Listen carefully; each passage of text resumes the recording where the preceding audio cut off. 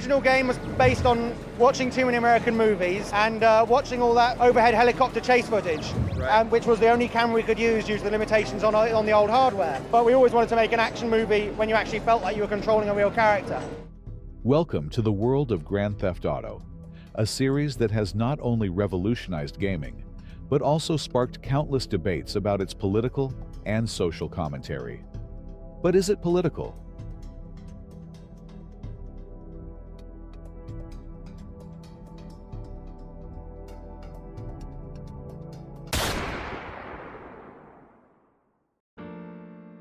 The journey begins with GTA 3, released in 2001. Set in the fictional Liberty City, a parody of New York City, the game introduced players to a world rife with corruption, crime, and moral ambiguity. The game's portrayal of a city controlled by criminal organizations and corrupt officials mirrors real-world concerns about urban decay and systemic corruption. GTA 3's main gameplay loop is largely revolved around causing as much destruction and chaos as possible, so it isn't as focused on politics and thematic elements as later entries are. One of the most intriguing aspects of GTA 3 is its main character. Claude is silent throughout the game. He never speaks, a choice by the developers that adds to his mystique and allows players to project their own personalities onto him. This silent protagonist approach also emphasizes Claude's role as an instrument of chaos. The second entry in the franchise is GTA Vice City, releasing in 2002, only 1 year after its predecessor. Set in the 1980s neon-soaked Vice City, based on Miami, essentially being a bit of a Scarface ripoff. The game is a satirical take on the mass consumerism of the 80s, whilst also highlighting the uncontrollable drug trade and political misconduct. Vice City is a cautionary tale on how corruption and greed can be our biggest downfall. You experience the story through the eyes of Tommy Vercetti in a rags-to-riches story. The story is less focused on chaos, like GTA 3, but instead, more focused on building your criminal empire by exploiting the desires and flaws of law enforcement, which parallels many real-life politicians. 2 years after Vice City comes GTA San Andreas. Set in the 1990s Los Santos, based on Los Angeles, you play as Carl Johnson, a member of the Grove Street gang fighting against the Ballas. This rivalry was inspired by the rival gangs of LA in the 90s, the Bloods and the Crips during the crack epidemic. The game's setting represents the rampant gang violence of the 1990s LA. Racial tension is a huge part of San Andreas. Carl and his community face a lot of this tension from the racially biased police department. The game is set in the same time period as the LA riots of the early 90s, which highlights the racial tension of the time period.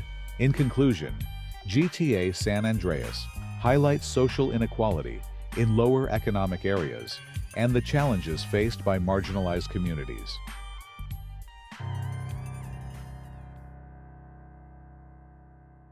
Releasing 4 years after San Andreas, GTA 4, in my opinion, is the most political game of the series, exploring the flaws of the American dream and the immigrant experience. You play as Niko Bellic, a scarred soldier and survivor of the Yugoslav wars. Coming to Liberty City, a parody of New York City for a new start in life. The game also criticizes the American population's close-mindedness, which may connect to the reason why every GTA map is an island. The bitterness of the social commentary, the story based on revenge, the loneliness, and the critiques of the American dream make it the darkest entry in the series. GTA 5 is the most recent installment in the series. The most unique element of this game is that you play as 3 different protagonists: Michael, Trevor, and Franklin. Each of these characters represent 3 different development stages in the series. Trevor, the insane, psychotic drug lord, represents the chaotic nature of GTA 3. Franklin, a young man who wants to make a name for himself, represents the rags to riches elements of Vice City and San Andreas. And Michael, the ex-criminal looking for a new start in life, represents the themes of escaping your past from GTA 4.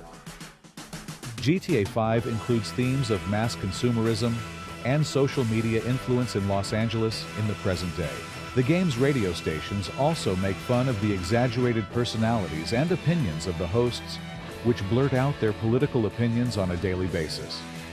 The radio stations are a huge part of the series, which can be missed easily. It provides a large amount of social commentary and satirization on current issues in the world. We're going big! We're going all the way! Rehab Island. We've put Darwinism into the ultimate struggle as people battle addictions and each other in this hit competitive sobriety show. We take people to the limit, push them over it, and run commercials in between. Alliances form. Get out! Get out of this hut! Loves are lost. I thought you loved me! I love the coke! I love cocaine! Hearts explode.